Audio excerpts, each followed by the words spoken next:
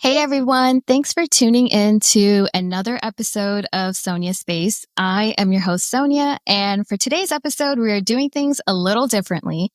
We will be going into topics such as entrepreneurship and what it takes to start your own business. I am super excited to introduce our guest speaker from London, Omer Razzak, and I'm looking forward to hear a ton of insight from him. He is a proud dad, co-founder of Hopp Swapp, and a gym enthusiast. Thanks for coming on to my show. How are you doing today? I'm great, thank you. First of all, thank you for having me. Very excited to have a conversation with you. And yeah, I'm good. We've had a bit of sun in London lately, so everyone's quite cheerful at the moment. That's rare because the last time I was in London, it rained the whole time. So that's good to hear. All right, so let's get right into it. Let's start with the basics. Tell me a little bit about you. I am a proud father. I am the father of an 8-month-old son. My pride and joy. After that, I am a co-founder of a home exchange platform, which we'll go into. And I love fitness, and that is literally what I thrive on and makes me live young better. That's awesome. That's great. I'm really looking forward to hearing about what you have to say about Hopp Swapp, your startup company. So what exactly is Hopp Swapp? So the best scenario that I like to use with other people is, for example, I'm based in London. I want to go for a weekend trip to Lisbon, Portugal. Ideally, there would be someone that wants to come to London, which is quite a realistic situation. I would swap my home with someone that's available on the same day and is free at the same days as I am. I would go to Portugal, Lisbon, and they would come to London. We would swap homes.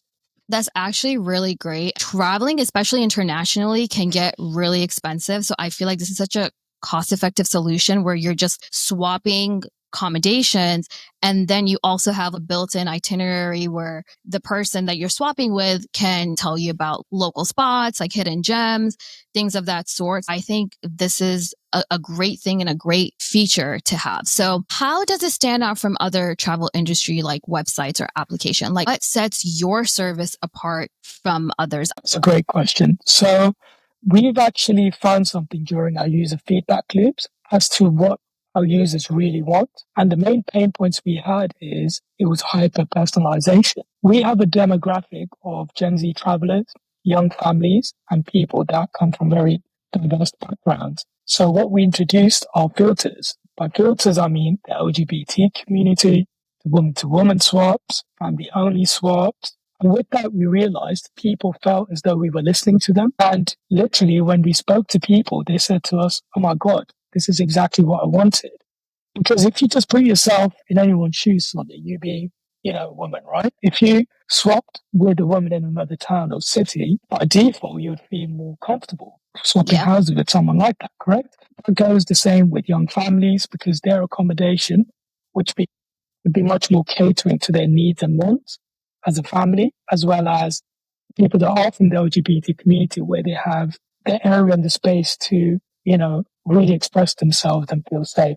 So this is our demographic, and this is what really differentiates us from our competitors. You made a good point, and I agree. Like, I would definitely feel more comfortable with doing that because it does cater to my needs. Let's say if I'm traveling with my husband and my daughter, we want to look into like family activities. Going by myself with my girls, we're trying to look for like cute coffee shops. Like, you're literally catering to our needs. Now that we're going into what exactly is Hopp Swapp, what it entails, I want to ask you questions about entrepreneurship and having a business-like mindset. What inspired you to start Hopp Swapp? Like, do you have experience with the travel industry? Before I met my missus, before I had my son, I was a bachelor, traveling as much as I wanted. I had a certain amount of income that I could use, very freely to just travel exactly the way I wanted to. After I had my son, we realized that the pocket for actually traveling went smaller and smaller. And the main pain point was actually the fact accommodation is really expensive. So, just to throw some statistics out there, if you're looking at a regular 7-night accommodation on Airbnb, you're roughly looking at £1,000 to £1,200 per stay. Now, I can see from your eyes, that's quite a bit of money, but this is the reality of accommodation, right? So with that price point, we realized, okay, there is something that we could potentially do. I'm sure that a lot of my listeners would like to hear your insight, especially if they're looking to start a business or, are in the business industry. As part of being a startup company, What does your day to day life look like? So no day is the same. And especially if you've been an employee at a corporate organization for a long time, you get a reality check very quickly. My day to day, personally, would start with your typical meeting with all the co-founders. What are we doing today? What is happening? What's in the pipeline? My personal day would look like I need to get product requirements for the product. I need to QA test the hell out of everything that my CTO/dev is doing. Then I need to speak to, for example, insurance companies to make sure our users are verified and safe. I can be speaking to ID and verification third party companies to integrate into our user flow to make sure everyone's safe. Then we would have meetings with our investor, and those can go either way. It could be something that we might have missed or something that we done well on. And then we have to adapt every day to the incoming fluctuations of what our business needs. One day it could be very heavy on product. One day it could be very heavy on user acquisition. One day I'll be working on a pitch deck with my other co-founder or an investment committee, or another day would be thinking about where we went wrong. That is usually how a day to day looks like. Yeah, I mean, I can tell there's like a lot that goes into it, some wins, some setbacks, but you eventually make your way there and you learn a lot about the process and the journey. So on that topic, on that note, I want to talk about what are some of the wins that you've experienced, and then in contrast, I want to ask you like what are some of the challenges with a startup company? So what are some of the wins that you have experienced with HubSpot? I think very, very simply put. So all the wins I'm going to talk about are the wins we've had pre-product, right? Usually what startups do is they try to find the product market fit and they keep iterating until they've hit the nail on the head. With us, because we've been getting so much feedback from our close user base and early adopters, they've told us this is what they want. So some of our wins are we've got more than 300 registered users globally in 64 continents, and we're growing daily. Again, this is without a product. This is just because of the problem we're trying to solve with saving money on accommodation. We've signed a big client, which is called Perkbox. Basically, it's a global employee benefit, rewards and recognition platform. We will be highlighted as a featured accommodation saving platform that can help users in corporate organizations travel amongst each other and stay in each other's accommodation. So Perkbox is huge because currently they have 1 million users and they've just acquired another company which has 3 million users. So collectively, we will have in the view of 4 million users in the next few months. So for us, that was a big win. We also have Blue Light Card. Blue Light Card is basically a leading discount platform designed for, the services in England. So such as NHS, teachers, pharmacists, everything you can imagine that's catered by the government, paid for by the government. We're helping our communities by offering them a cost-saving utility for accommodation by using Hopp Swapp. We'll be launching a PR ad campaign with Blue Light Card Australia, which has the user base of 70,000 users. Once we go ahead with that, we will then transition into the UK. So these are big wins for us. And I guess the biggest win we have, which we're so, struck with, we are going to Vietnam, Da Nang at the end of this month because we are one of the 5 finalists for the new travel startup award of 2025. Oh, So fingers crossed, we pitch it well and, we take the trophy home. yeah, good luck to you. I think with consistency, dedication, and hard work, it comes with many rewards. So that's awesome. That's really good to hear. You've talked about so many wins, and these are some great wins. These are some big milestones that you guys have hit. What are some of the challenges that come with a startup company? Very early on in the process, actually, when we literally had one of my co-founders quit his job doing this full time, I was considering the same and actually did hand in my notice. We're like, okay, great. We've got 2 co-founders. I'm between technical and product anyway. And then our then CTO, and overemphasis on the then, because he decided to leave last minute. We had a unfinished product.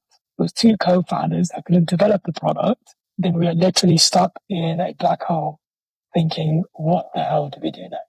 Right? So after some very heavy conversations, burning the bit, midnight oil about thinking what to do next. We luckily found our current co-founder, who is my old friend from a startup company we worked with. And, it's funny how luck works because now he is the perfect fit for our culture as well.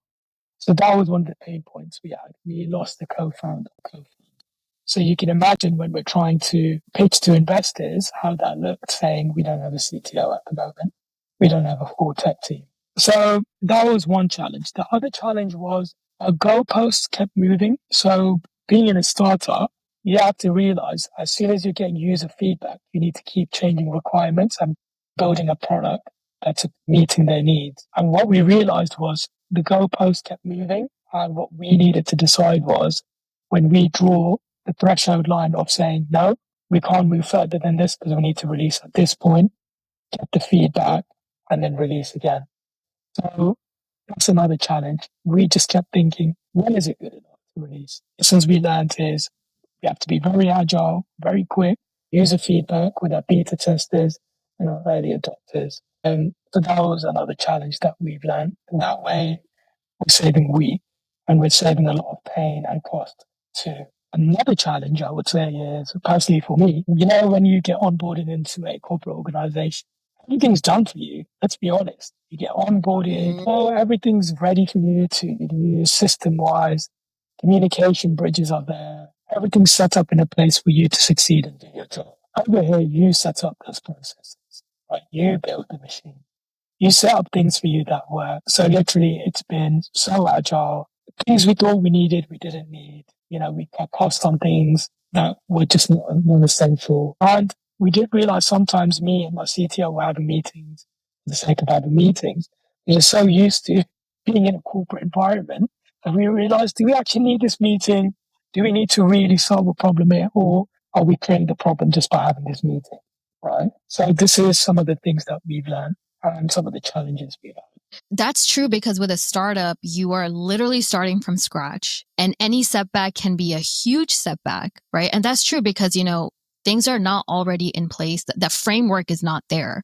So there's a lot of like going back and forth and sometimes you have to go back to square one. And I think that just comes with the challenges of, starting a company, but you just have to be consistent and work through it to eventually get to where you want to go. Now I want to ask you about yourself. And I know you have a background in tech, a background in entrepreneurship, business, all of that. So what have you learned about yourself through entrepreneurship and what kind of advice would you give someone who wants to start a business, who wants to start a company? I think one of the main things I've learned is humility. If I just practice more humility, I can learn a lot. And I would say when we had a retrospective as a team and when we have our own individual introspective, that's one of the main things that came up for me. Humility, patience, right? Lots and lots of, as cliche as this sounds, you're going to really ditch the every moment you get, you need to live it. Because that's the only way where the penny starts to drop, the dots start to connect. Because it's in those moments where you really, learn the midnight oil and get to these certain times.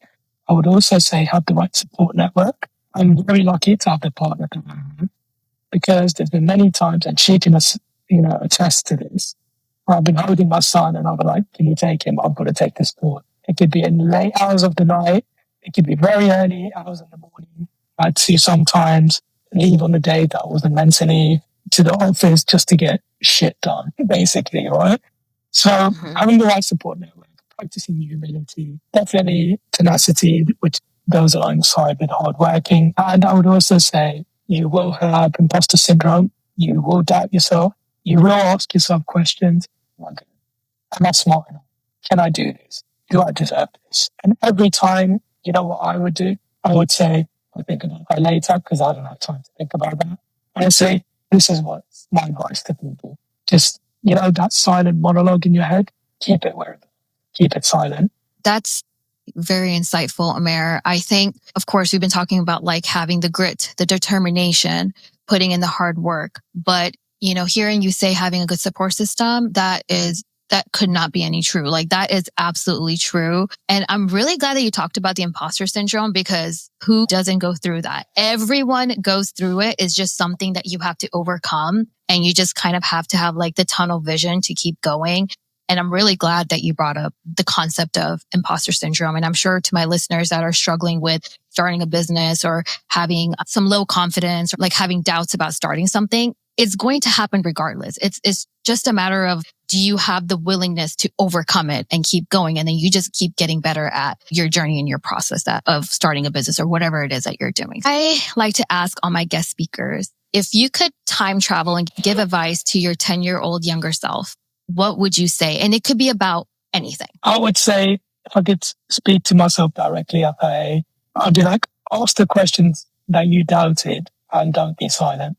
There are many times in my life where, there was a notion where I think something wasn't correct, which I should speak on. And then for me, I was like, you know what, let me go with the safe way, which is just go with the audience. And I would be like, challenge the shit out of it.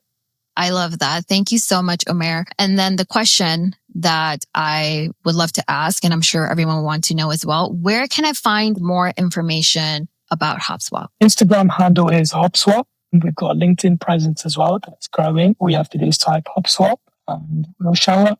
We are working on our socials again. Of the startup journey, we're trying to get everything done at a low cost. We'll be working on our YouTube and our social media presence way more. For now, you can follow us there and keep up to date.